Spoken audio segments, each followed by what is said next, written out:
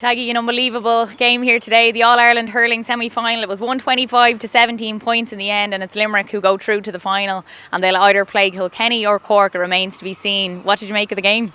Yeah, look, it was all about Limerick in my eyes. Phenomenal team. Look, in fairness to Waterford, they came out all guns blazing. First 20 minutes, they threw their bodies at him, threw their intensity at him, threw basically everything at him. But Limerick really stood up to the mark. For me, that's where they won the game. It was in the first half, second quarter. They outscored Waterford by 7 points. They were getting hit from every angle, but just controlled the game so well. Their hand passing through the lines, the delivery of the ball, and it really sucked the energy out of Waterford, I felt, because they really did throw everything at them, and they just weren't getting any dividends from them. And you talk about water breaks and things. It was 4-3 the first quarter.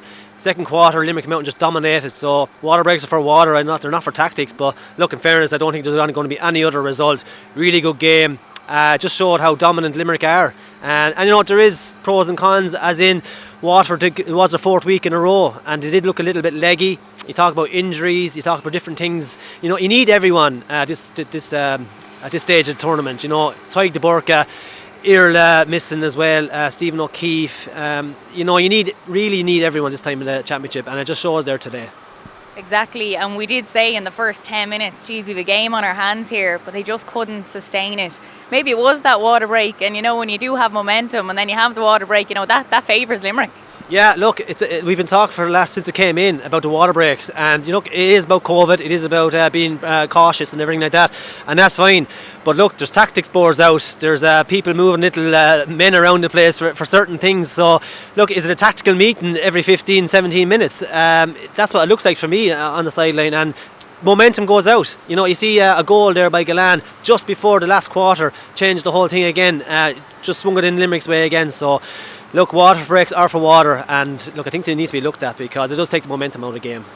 And Waterford, they had their chances, especially in that first half when they really needed to take them. That was a big thing here today. If they get their chances, they need to take them. That was the only way they were going to get over this Limerick team, but they just didn't take them. There was a lot of wides. Yeah, a lot of wides. I think they had 8 in the first half when they really, really needed them. And we talked earlier on about everything has to go their way. They had to get every score, even the goal opportunities. Nicky Quaid played excellently in goal, 4 brilliant saves. When I say brilliant saves, as in he was in the right position at the right time. Were the scoreable chances really? Austin Gleeson probably hit him at a right height. The best goal chance was actually Jamie Barron.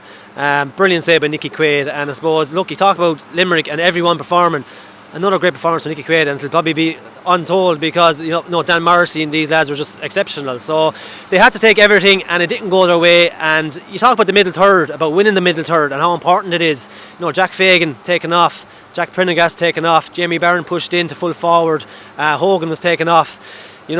They didn't win the middle third, and then you contrast that with Lynch scoring 3 points, Tom Morrissey playing brilliantly, scoring 4 points, midfielders Donovan playing excellently. I think Donovan could have got man of the match. That's the contrast, and they won the middle third and won the hard battle. And what impressed you the most? For me, it just looked really free flowing. They kept switching up the ball. They were looking for passes across the pitch. They know where each other are. That's a big thing. They nearly know. He's going to be inside here, running this way. They're telepathical in ways. Unbelievable. And look, it comes down to kind of playing for so long together with the same team. They're nearly telepathic in what they do. For me, what was exceptional was when they were actually under so much pressure from Waterford. I talked to that early in the first half. Just the velocity of the way they played through the lines, took the hard hits, got the scores, and outscored Waterford 7 points. That for me was just phenomenal. Now, Waterford were never going to keep that up because they were tired, but it was just the way they controlled it. And then Limerick going down to 14 men. Waterford didn't dictate that period at all in the last 10 minutes. And it just goes to show they were playing in Galan, they were making the movement. Galan was the outball, and that's what they do. It wasn't happening really going through the lines. They didn't run that many balls, Limerick. It was just the hand passing and the scores and the quality of delivery. And when they're under pressure, the way they can mix it up so much. So phenomenal display. And Waterford, I think they're in a better position than last year. I don't know what you think yourself. They have come on a lot. We've seen some great scores out there, great plays. They're not always just hoping for Austin Gleeson to perform on the day. It's a team effort now. Yeah, absolutely. Yeah, no, I think they've come on leaps and bounds. Look, I thought last year they might limp out of the championship after this year. Were they looking to get to an All-Ireland final? That was the kind of talk. Well, absolutely not. Like the likes of Desi Hutchinson there is after coming on massively in the last year. Jack Fagan, Callum Lyons, these guys are after stepping up to the mark. As you said yourself, it's not about Austin Gleeson anymore, and that's very important for a team. You can't just dictate one person's going to win a match for you. That doesn't happen. You need a group of guys coming in and everyone stepping up to the mark, and I think the players realise themselves that they have to step up and take the responsibility on themselves. And look, they were missing guys today, important men. You need everyone this time of year. There were 4 weeks on the trot, so look, there is hope in Waterford, and if Liam Cahill can get everyone back, everyone fit, and get a real drive and go maybe through the front door maybe this time, if they can at all, because that back door, such quick concession of games, it's not feasible, so you have to be going through the front door. And we've seen a sending off as well, Peter Casey. That's not nice to see going into an All-Ireland final. We're not sure what will happen there. I'm sure they'll appeal it. Did you get to see it back yourself? I just saw clips of it on social media. I didn't see exactly what happened. What looked like, and from what I'm hearing, was kind of a headbutt, kind of a strike. Now, as I said, I couldn't see it myself, but Peter Casey, it's very unlike him. Everyone says it's totally out of character. He was on Gleeson at the time. I know, being a corner forward, Gleeson was tugging and probably, hitting him probably a few little bits off the ball. But that doesn't excuse it. It'll be a massive loss. It'll be interesting to see, will they kind of rescind it or will they have a look at it? Obviously they will, but if it's striking with the head, he will be missing for the Ireland final. And that's massive. You really don't like to see that for an All-Ireland, but as you said, you got to keep the discipline, you got to keep the head, because they will be doing these things off the ball. It's part of the game. Yeah, no, absolutely. Look, you're champions. People are going to try everything to try bring you down, try to upset you, try to get into your head, and that is part of the game. You have to keep your head. And look, an Ireland final in 2 weeks' time, it's a dream for many people to play in an Ireland final, and it'd be an awful shame. First of all, to be an awful shame for both teams to not to have their best team out on the field, not to get the opportunity to play the best 15 against the opposition's best 15, and then it's the chance for the actual individual itself to play in an Ireland final. They don't come around too often, so it will be unfortunate if he doesn't get to play. And how good are this Limerick team? It would be the first time in the county's history if they win back-to-back All-Irelands. It would be absolutely massive for them. It'll be absolutely huge. Look, if they do this 2 in a row, it'll go down as the best team in Limerick, an iconic team. They're nearly going to be, competing for one of the best teams in history of the GAA in hurling anyway. And it's just phenomenal what they're doing. Their athleticism, their strength, their ability under the tackle when they're under pressure, and the coolness of them under pressure. It's just phenomenal. Now, look, is there chinks in their armour? Possibly is. As we said, how good or how tired are Waterford today? With a fresh team, there is chinks there, but they're a phenomenal team. If they do win the 2 in a row, they'll go down as one of the all-time greats. And Aidan Taggy again today, just his strength is something else. We've seen the sideline ball went wrong for Waterford. He got on the end of it, ran straight at goal, passed it off to Aaron Gillan, and he just buried it home. It was a brilliant goal. Absolutely brilliant, yeah. Look, unfortunate for Bennett, he stuck it straight to Casey's hand, and Hegarty was there.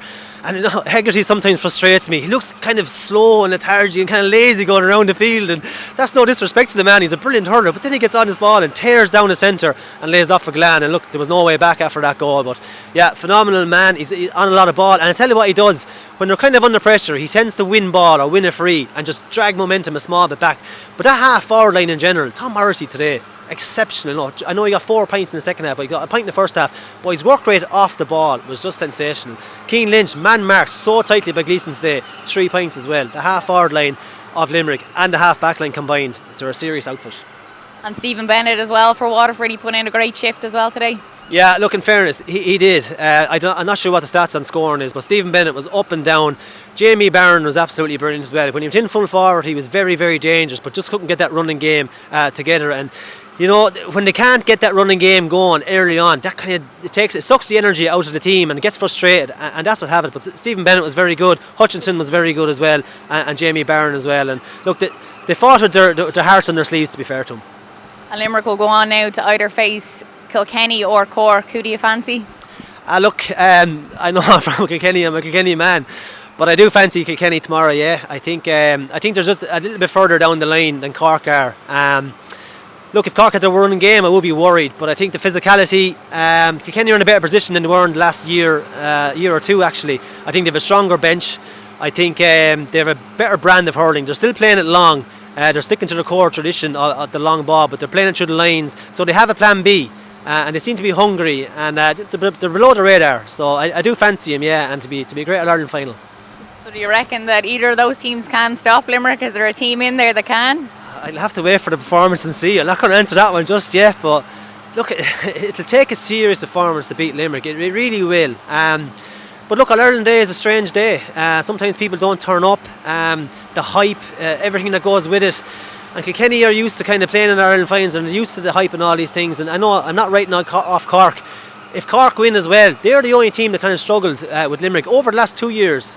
They do not like that running game, and Croke Park is so big. Cork could, easily get that game running in Croke Park on Ireland final day as well. But they are.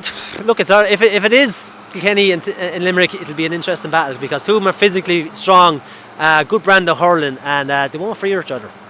And just on speaking on Croke Park and what it's like to come out here, we watched them warm up here today and there was balls flying everywhere in the first few minutes. Maybe it was pressure, but I asked you what it felt like for you coming out here when you played your first game, but it didn't bother you really? Yeah, no, it kind of didn't, and I'm not being cocky about it or anything like that. It was Croke Park. I suppose I was just used to going to Croke Park as a young fella and watching Kilkenny anyway. Now, my dream was obviously to play with Kilkenny and play in Croke Park, but it didn't really faze me. Now, when it's on an Ireland final day, there's a lot more pressure and a lot more things going on.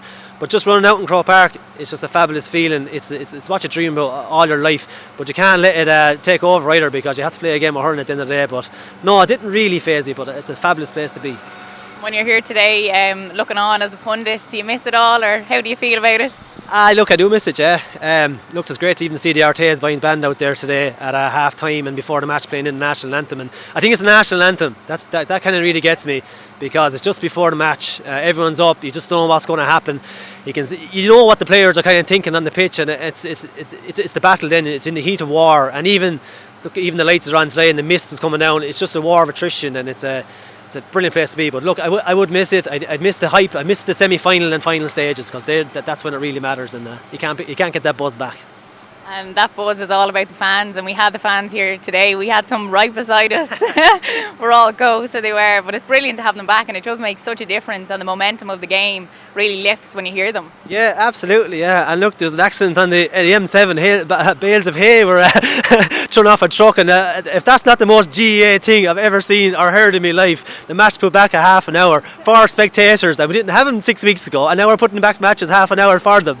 So it's the most GAA thing I've ever heard. But look, it was fantastic. There was 24,000 here today, scattered around all the stadium, but it made some difference. The hits that went in the early stages of that game, 20 minutes, you could feel the passion in the players. You could see the Waterford were saying they're well up for this game. And Waterford team, like any team, would feed off that. When you hear your supporters cheering you on, it makes a massive difference, and it'll make a massive difference for the Ireland final as well. Yeah, and that's what we wanted to see here today, the hard hitting, going in strong and letting the game flow, I suppose, as well. It was criticised a lot at the start of the year in the league and all that, but my God, we've had some serious games of hurling in the last few weeks. Yeah, look, it's been a serious championship, and you've hit the nail on the head there. Look, I think earlier on with the league, it's so kind of new. The referees are having their meetings about what to clamp down on, different things. But it's amazing, not one thing about referees or decisions. Maybe, look, there was probably James Owens maybe made a sceptical decision there at one stage, but after that, there was been no real harping down on referees. Referee today let it flow, and look, we're GAA men, we're hurling men and women, but we want, for every GAA person, we want a game of flow, and that's what we got here today. And look, there's cynical fouling and there's other things, but the game is so fast now. It's hard to call every call, and if you call every call, you're going to be stop-start. It's not going to be an enjoyable game, so credit where credit is due to everybody. You'll be looking ahead excited now for 2 weeks' time in the All-Ireland final? Yeah, I will be, absolutely, yeah. Whether Kilkenny are in it or not, well, if Kilkenny are in it, I'll be a ball of nerves. It's amazing, I'm not a great supporter whatsoever. So I will be looking forward to it. I'll be looking forward to just an Ireland final, and I'll be looking forward to an Ireland final with a buzz. Coming up to Croke Park, Jones's Road, the crack around the town, even coming up the night before. And that's got to do with supporters being back. And the GAA is about supporters, it's about community, it's about your brother, your sister out there playing on Ireland final day. And that's the buzz that I'll get out of it.